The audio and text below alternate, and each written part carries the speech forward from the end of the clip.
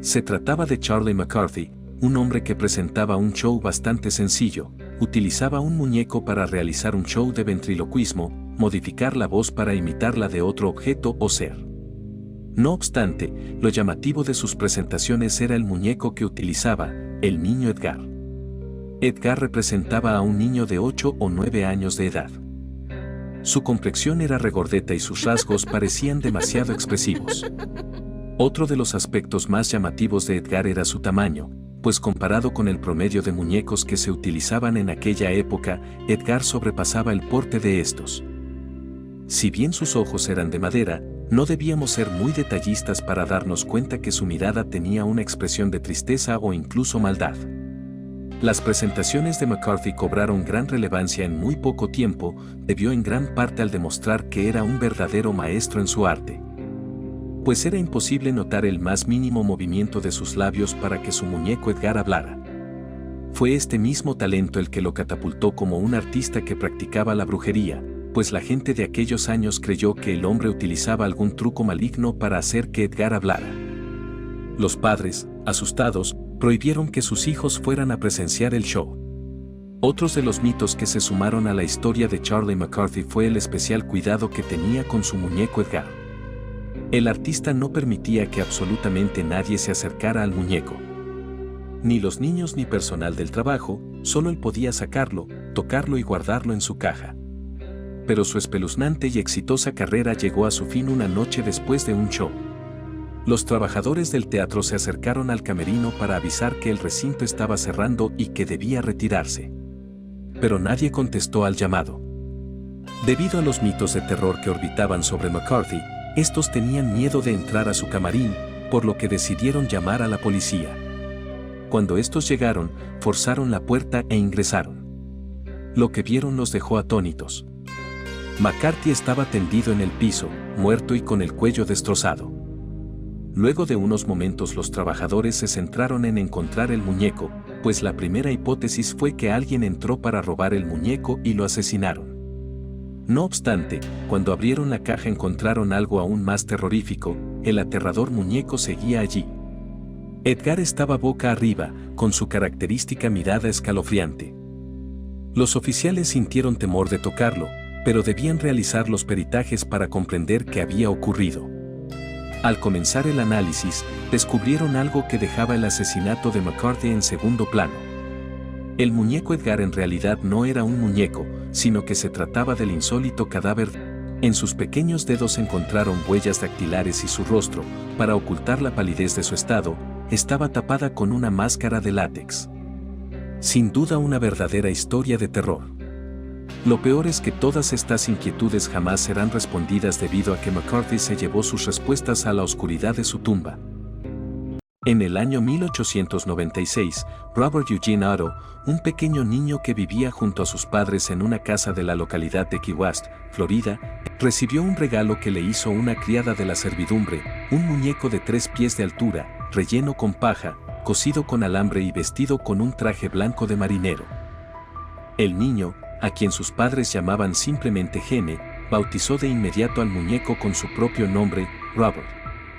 Lo que el pequeño niño y sus padres no sabían era que el personal de la servidumbre, criados negros traídos de la isla de las Bahamas, eran practicantes de vudú y magia negra, cosa habitual en algunas comunidades caribeñas, y que el muñeco no era tan inocente como aparentaba. Como sea que fuere, desde el primer momento el niño se encariñó en demasía con el muñeco. Hablaba con él y procuraba no separarse de él en ningún momento. Pero los padres de Gene, que pensaban que Robert era una especie de amigo imaginario, comenzaron a preocuparse cuando comenzaron a escuchar a su hijo hablando con alguien más, mientras se encontraba encerrado solo en su habitación, como si alguien más aparte de él se encontrara en su pieza. Al mismo tiempo, los vecinos afirmaban que cuando la familia Otto salía de la casa, veían al muñeco asomándose por las ventanas de la casa, como si el juguete hubiera comenzado a moverse por sí solo. Para empeorar las cosas, el niño comenzó a experimentar atroces pesadillas al tiempo que les contaba a sus padres que Robert había comenzado a moverse por cuenta propia. En una ocasión, mientras el niño dormía, se escuchó un estruendo en su habitación. Cuando sus padres fueron a verlo encontraron la mayoría de los muebles volcados y al muñeco tirado al pie de la cama. Cuando le preguntaron a su hijo por qué había hecho eso, este les respondió llorando: no fui yo, fue Robert. Sospechando que algo extraño pasaba con el muñeco, los padres del niño decidieron sacar el juguete de la pieza del niño y dejarlo tirado en un rincón del ático de la casa. No quisieron botarlo, pues su hijo se había encariñado demasiado con él. Con el paso del tiempo, Robert quedó arrumbado en ese lugar, cubriéndose de polvo. Años más tarde, muertos los padres de Gene, convertido en un pintor, recibió como herencia la casa donde había pasado su infancia, así que decidió mudarse a su nuevo hogar en compañía de su flamante esposa. No pasó mucho tiempo cuando Gene descubrió en el ático a Robert, su olvidado compañero de juegos. De inmediato lo rescató del polvo y lo instaló en el mirador. A contar de ese momento se reanudaron los reportes de sucesos sobrenaturales protagonizados por el muñeco. La esposa de Gene afirmaba, espantada, que la expresión del rostro del muñeco cambiaba a veces, como si de repente hubiera comenzado a experimentar emociones. Gene y su esposa, de hecho, dejaron de recibir visitas porque ya nadie quería visitarlos por temor a toparse con el escalofriante muñeco.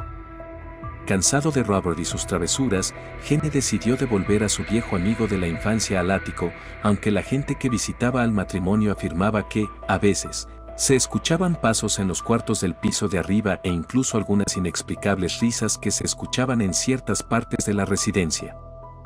Gene Otto murió en 1972 y su esposa vendió rápidamente la casa. Robert quedó olvidado de nuevo en el ático hasta que una nueva familia se instaló en la casa y Robert fue descubierto por la hija de aquella familia.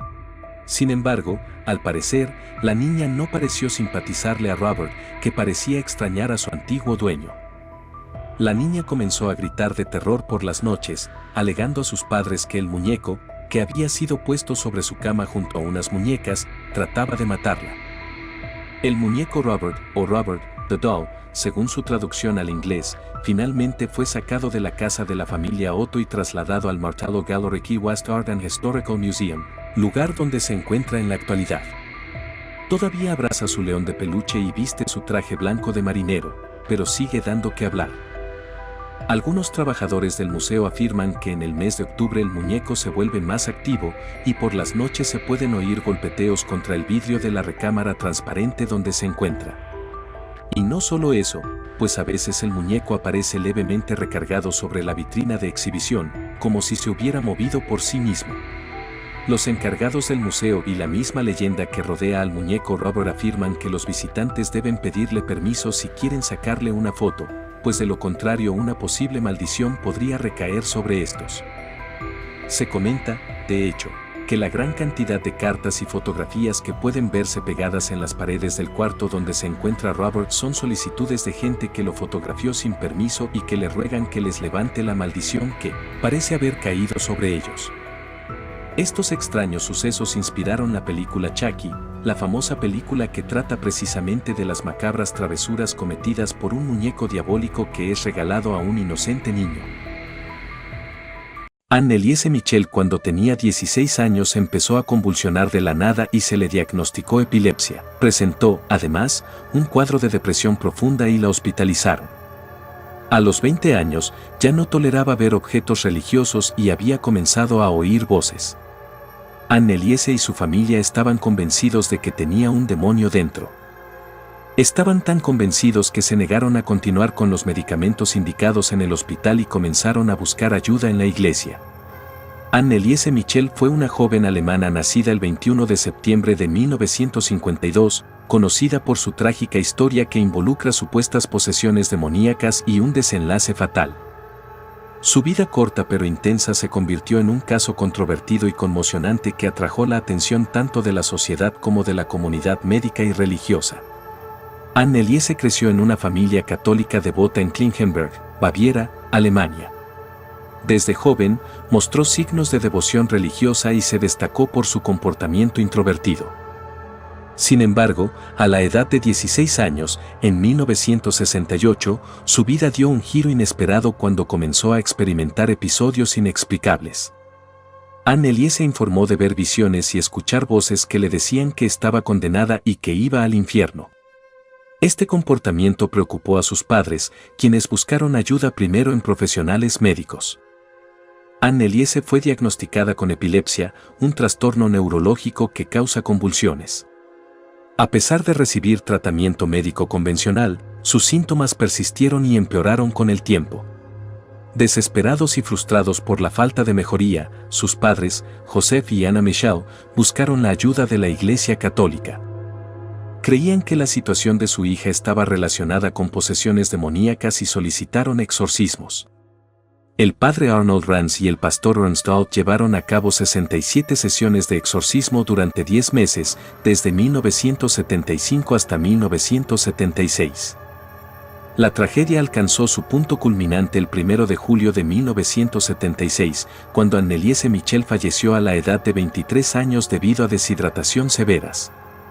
La autopsia reveló que pesaba tan solo 30 kilogramos en el momento de su muerte. Sus padres y los 2 sacerdotes fueron acusados de homicidio negligente y fueron llevados a juicio en 1978. El tribunal concluyó que los padres y los sacerdotes eran culpables de homicidio negligente y fueron condenados a 6 meses de prisión, que posteriormente fue suspendida a condición de realizar trabajos comunitarios. Este veredicto reflejó una postura ambivalente, reconociendo la negligencia, pero también cuestionando la racionalidad de la creencia en la posesión demoníaca. El caso de Anneliese Michel sigue siendo objeto de controversia. Algunos lo ven como un ejemplo de cómo la religión puede ser explotada en situaciones médicas, mientras que otros lo consideran un evento trágico en el que las creencias espirituales interfirieron con el tratamiento médico adecuado. El caso del poltergeist de Enfield es uno de los eventos paranormales más famosos y controvertidos del siglo XX. Este suceso tuvo lugar en una casa de Enfield, un barrio del norte de Londres, a partir de 1977 y se extendió durante varios años. En agosto de 1977, la familia Hodgson, compuesta por Peggy Hodgson y sus 4 hijos, se mudó a una casa adosada en Enfield. Pronto, comenzaron a experimentar fenómenos inexplicables que giraban en torno a una de las hijas, Janet, de 11 años. Los eventos incluían golpeteos inexplicables, objetos que se movían solos y voces misteriosas. El poltergeist de Enfield se caracterizó por su enfoque en la joven Janet Hodgson. La menor parecía ser el epicentro de los fenómenos, y sus experiencias a menudo incluían ser levantada en el aire y lanzada por la habitación. Los testigos, que incluían a la familia Hodgson, vecinos y hasta investigadores paranormales, afirmaron haber presenciado estos extraños sucesos. La actividad paranormal atrajo la atención de la prensa y, eventualmente, la participación de investigadores en fenómenos paranormales. Entre ellos se encontraban Ed y Lorraine Warren, conocidos por su trabajo en casos como Amityville y El Conjuro. Los Warren visitaron la casa de Enfield y, aunque inicialmente afirmaron que la actividad era genuina, más tarde expresaron sus dudas sobre algunos aspectos del caso. Los investigadores paranormales llevaron a cabo una variedad de métodos para documentar y analizar los eventos. Se utilizaron cámaras de video y grabadoras de audio para capturar los extraños sonidos y las voces que se escuchaban en la casa.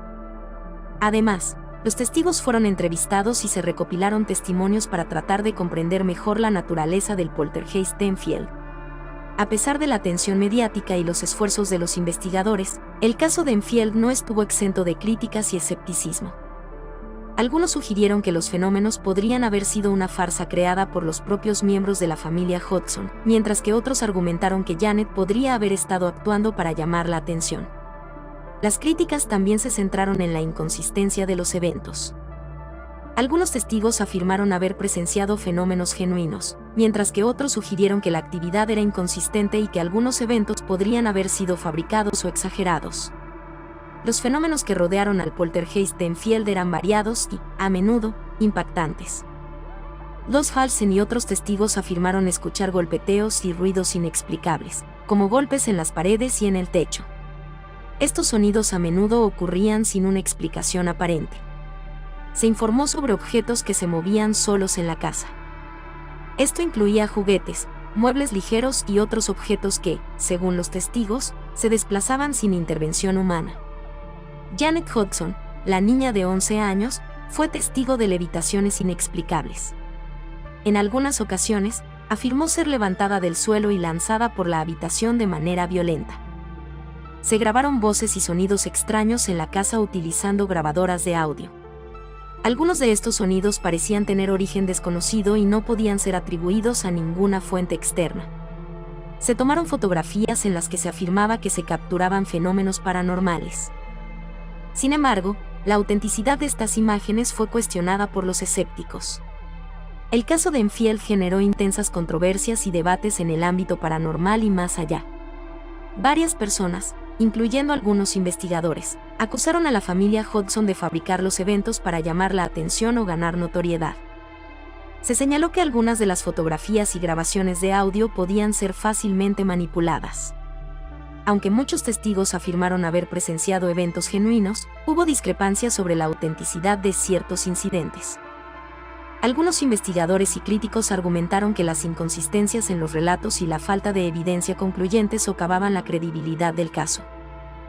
Annabelle, una muñeca que se ha ganado la reputación de ser una fuente de terror, ha cautivado la imaginación de muchas personas a lo largo de los años. Su historia se entrelaza con eventos misteriosos y sucesos paranormales que han dejado a muchos con escalofríos. La muñeca, conocida por su apariencia inocente pero su presencia inquietante, ha inspirado películas y leyendas urbanas que la han elevado a un estatus icónico en el mundo del terror. El origen de Annabelle se remonta a la década de 1970, cuando una estudiante de enfermería llamada Donna recibió la muñeca como regalo de su madre. Donna compartía un apartamento con su amiga Angie, y juntas experimentaron fenómenos extraños desde el momento en que Annabelle llegó a sus vidas. Al principio, los eventos eran sutiles, como cambios en la posición de la muñeca o la sensación de que las miraba fijamente.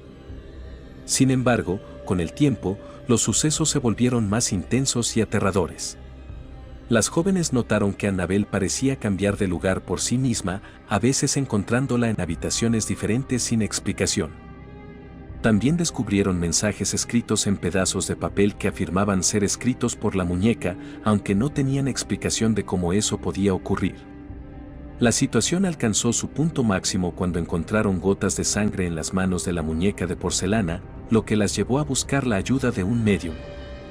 La historia dio un giro aún más siniestro cuando el médium reveló que la muñeca estaba poseída por el espíritu de una niña llamada Annabelle Higgins, que había muerto en el mismo lugar donde se construyó el apartamento de Donna y Angie. Conmovidas por la trágica historia, las jóvenes permitieron que la muñeca se quedara en su hogar, convencidas de que Annabelle solo buscaba consuelo. Sin embargo, la situación empeoró rápidamente. Un amigo cercano de Donna y Angie, llamado Lou, comenzó a tener sueños aterradores en los que la muñeca lo atacaba. En un momento de pánico, lo afirmó que Annabelle lo estranguló mientras dormía. Esto marcó un punto de inflexión, y las jóvenes decidieron buscar la ayuda de expertos en lo paranormal. Los investigadores Ed y Lorraine Warren, famosos por sus casos de actividad paranormal, fueron convocados para examinar la situación. Los Warren llegaron a la conclusión de que Annabelle no albergaba el espíritu de una niña, sino que estaba siendo manipulada por una entidad demoníaca. Para proteger a los involucrados, los Warren decidieron llevarse la muñeca a su museo oculto de objetos poseídos. El Museo Oculto de los Warren alberga una colección única de objetos relacionados con fenómenos paranormales y es conocido por ser un lugar de gran actividad espiritual. Annabelle se exhibe en una vitrina especial, rodeada de advertencias sobre no provocarla ni desafiarla. Muchos informes han surgido sobre personas que han desafiado estas advertencias solo para enfrentarse a consecuencias aterradoras. La historia de Annabelle ha inspirado varias películas de terror, siendo El Conjuro y Annabelle algunas de las más conocidas. Estas películas han ampliado la mitología de la muñeca, llevándola a nuevas alturas de fama en la cultura popular. La imagen de Annabelle, con su apariencia inocente pero malévola, se ha convertido en un ícono del horror contemporáneo. Aunque algunos escépticos pueden descartar la historia de Annabelle como pura superstición, aquellos que han experimentado su presencia insisten en que hay algo inusual y perturbador en torno a esta muñeca de porcelana. La fascinación por lo desconocido y el atractivo del misterio mantienen viva la leyenda de Annabelle, asegurando que su historia continúe capturando la imaginación de aquellos que buscan una buena dosis de escalofríos.